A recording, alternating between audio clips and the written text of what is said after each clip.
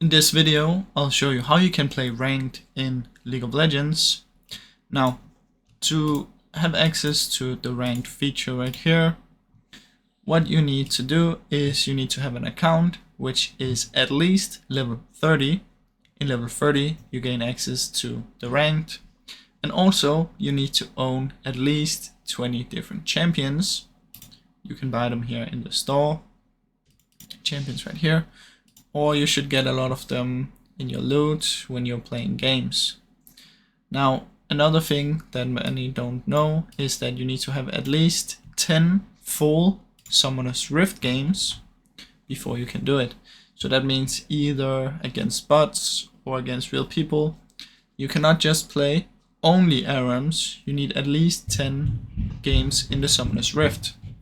Now, after you've completed all of these, let's say you're above level 30, you have more than 20 champions, and you play more than 10 games on Summoner's Rift, then you can simply press play, choose ranked, and confirm.